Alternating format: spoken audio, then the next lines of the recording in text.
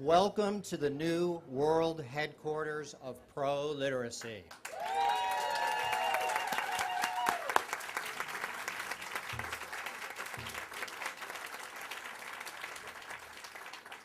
I have waited such a long time to say that. I'm going to say it again. Welcome to the new world headquarters of ProLiteracy. I'm David Harvey, the president of ProLiteracy. Thank you all for being with us here today. This is also the home of the Literacy Coalition on Onondaga County. A huge round of applause for the coalition.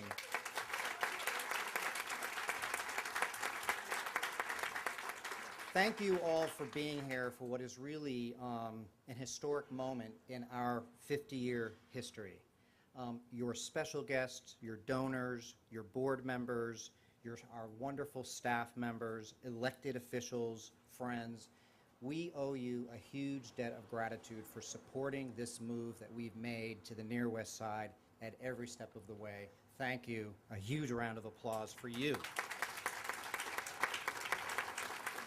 I want to thank the sponsors for this morning's event, Brown & Brown, Chubb Group Insurance Companies, Visual Technologies team. All of you helped to put on this event this morning, and we really appreciate your help.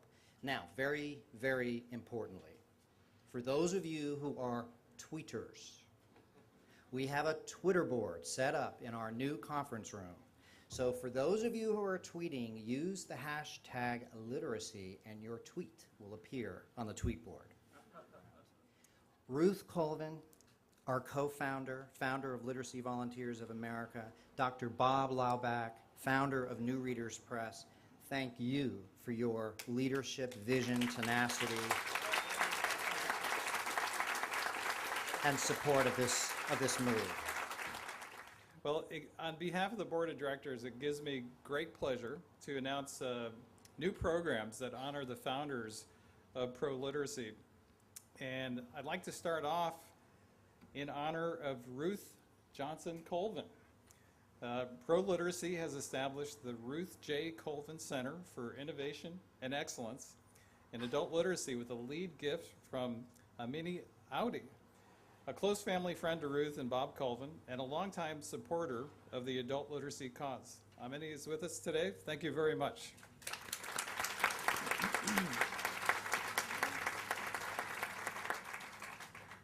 Now, I've only been given 3 minutes, but I could take 3 hours talking about some of Ruth's background, but I've consolidated it the best I can. In 1962, Ruth Johnson Colvin started Literacy Volunteers, one of the founding organizations of ProLiteracy. Ruth used a learner-centered approach that involves the student in the learning process and emphasizes familiar language taken from the student's life. Ruth has traveled all over the United States and to 60 countries around the world to give lectures and trainings. In 1987, she received the President's Volunteer Action Award from Ronald Reagan, the nation's highest award given to a volunteer. She was inducted into the National Women's Hall of Fame in 1993. In 2006, she received the Presidential Medal of Freedom from President George W. Bush, the nation's highest civilian honor. And if that weren't enough, in 2013, Ruth is scheduled to climb Mount Kilimanjaro.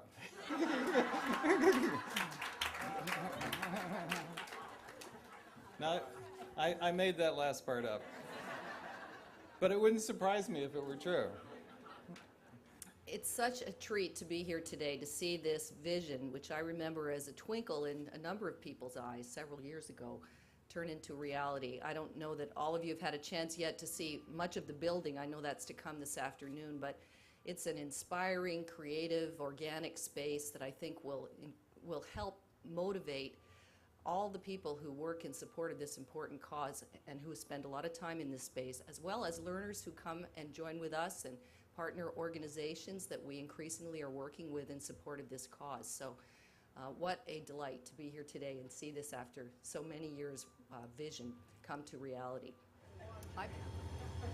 I rise today to recognize ProLiteracy, the largest membership organization of adult literacy and basic education programs in the United States, which represents more than 1,100 community-based organizations and adult basic education programs in all 50 states and in the District of Columbia, as well as more than 30,000 new readers press customers, 50 international partners, and 34 developing countries, and more than 350,000 adult learners throughout the world. ProLiteracy was instrumental in creating the first ever House Adult Literacy Caucus, of which I am a proud member. And for more than 50 years, ProLiteracy has brought to the forefront the adult literacy crisis in the United States of America and around the world. Born from the merger of Law-Backed Literacy and Literacy Volunteers of America, ProLiteracy works every day to help increase the quality of life and the access to adult literacy services. With the relocation to the Near West Side, ProLiteracy will become part of the redevelopment efforts for a neighborhood currently ranked in the ninth poorest census tract in the nation. By becoming part of a community that more closely resembles the people ProLiteracy and its member programs serve, new potential connections and partnerships will be made with others in the local community. This will allow for a greater understanding of the needs of the target population. ProLiteracy should be commended for the work they do and the efforts they support. ProLiteracy works to enable American adults to learn the skills they need to succeed in post-secondary education, occupational training, and establishing a career pathway. Thank you to ProLiteracy for being the leader in ending the adult literacy crisis, not only in Syracuse, New York, but in every community across the nation and around the world. It's an honor to be here today. We are so fortunate to have this organization in Syracuse, New York. And today really culminates the importance of having a community come together. You heard from all of the various entities that made this possible, and I think it's a lesson for all of us.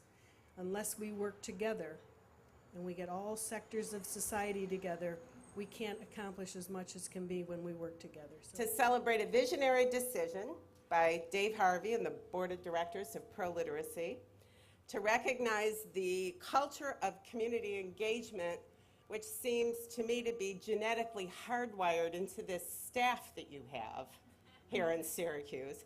They're just incredible. And to be encouraged by another landmark event in the history of the Near West Side. So on behalf of adult learners everywhere, we want to recognize Ruth Colvin and Bob Laubach for their extraordinary work. We've had created a special edition of News for You that features Bob Laubach, who created the magazine over 50 years ago. We also have a commemorative book full of testimonies from people all across the country about the important works of Ruth Colvin. It's tough when they give you something and then you have to get up. Can you read this? Frustrating, isn't it? You don't know if I'm inviting you to a party or if I'm warning you of imminent danger. Yes, I'm putting you in the shoes of a non-reader. That's why we're in the business. But there's a joy in reading something you couldn't read before, and I'm going to give you that joy. But you need some help. You need some clues. Well, the clue to this is think of the letter that follows the letter that's here. What follows an S? G, Z, M, J, R. Read it. Louder. Thanks to all of you donors, to the community members, to the ProLiteracy board and staff, volunteers, and all of you who have supported the ProLiteracy building. I can't believe a life without reading. 50 years ago, when I saw a real unmet need, that there were thousands of people who couldn't read and write, not around the world, but right here in Syracuse, I knew something had to be done. And I want to thank those early Syracusans who joined me in starting Literacy Volunteers, which is now ProLiteracy, giving us opportunities to grow across the country. Communication is difficult if you don't have a common language. Because English is the major language in America, as well as the language of upward mobility, we've been teaching English to speakers of other languages. We're breaking down cultural, racial, economic, religious barriers. We must accept and respect differences as well as similarities if we want to live in a peaceful world. Yes, that's my dream, working and living peacefully together as we help everyone learn to read, write, speak, and understand English. Read it. And thanks again to all of you. So they would have what they called a mass education program. The phonetic languages of Africa, the missionaries over the centuries developed most of the language syllables, just like Lewis showed us. So phonetic, one letter, one sound, one sound, one letter. So a person can learn to read in a matter of a week or so.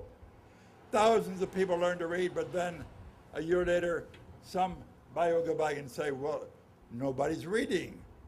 Why were they not reading? Because there was nothing to read. You can't study literacy for a week or two, then suddenly pick up the New York Times or you read the Bible. You have to have some intermediate reading. So when But who in all of this literacy work are the most important people? Students. You're right on. That's why we're in business, to help people learn to read, write, speak, and understand English, to give them opportunities to change and improve their own lives. Well, I'd like to introduce one student who's going to represent all our students, Teresa Holden. I am so happy for how far I done got so far in reading, because I couldn't read at first. And I moved a big stone out of my way to be able to do the things that I want to do for me and my family while I'm here. And I thank my teacher, Miss Charlene and Miss Connie, for guiding me, leading me, and opening their arms for me and being there for me. I have always been a strong advocate for literacy. I'm about to date myself now. As a sophomore in high school, I taught underclassmen and adults to read when it was called Laubach literacy. So now you see why I say I'm dating myself. My favorite teaching was using the girl with the curl. I carried that over to my own children who read daily, and now on to my grandchildren. So please welcome Congressman Jim Walsh.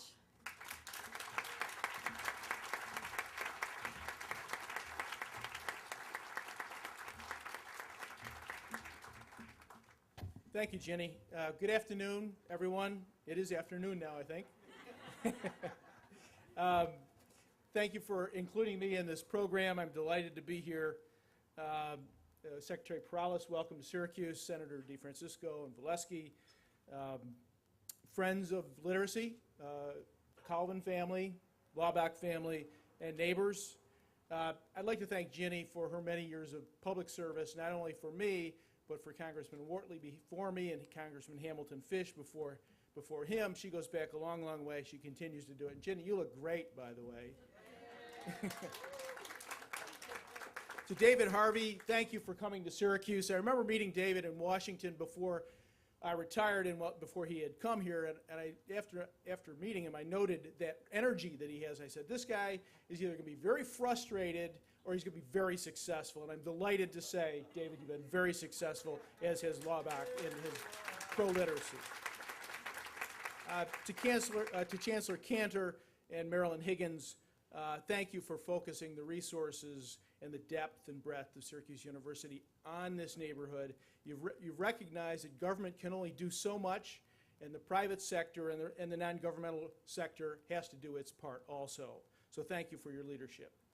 I feel very, very strongly about pro-literacy. Let me just be very brief, because I promise I will be, and tell you something about what the Secretary of State does. I have a myriad of responsibilities. Among them, at the moment, includes being a leader in something called Regional Economic Development Councils.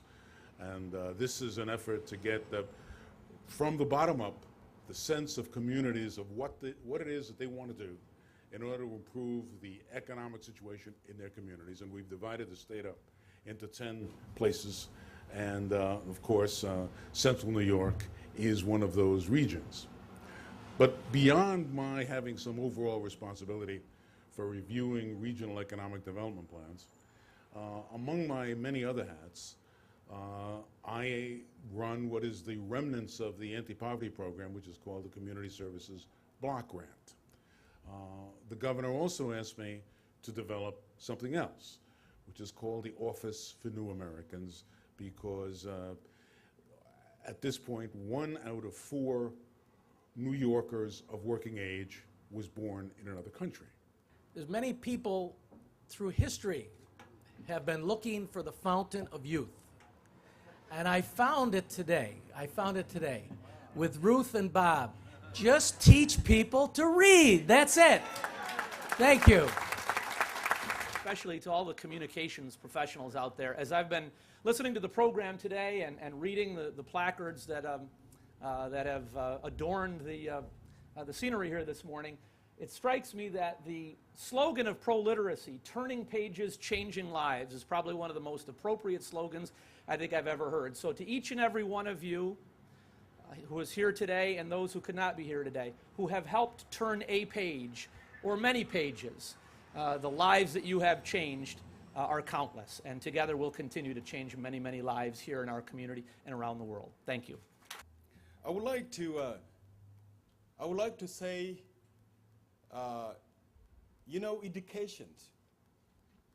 education make John Dow. It's education. This education that I gained make me who I am today. It's a privilege to learn. It is a privilege to be able to read and write. It's something that many of us in this space have taken for granted, but we can't. Nor could we take for granted this beautiful, beautiful space that we've moved into.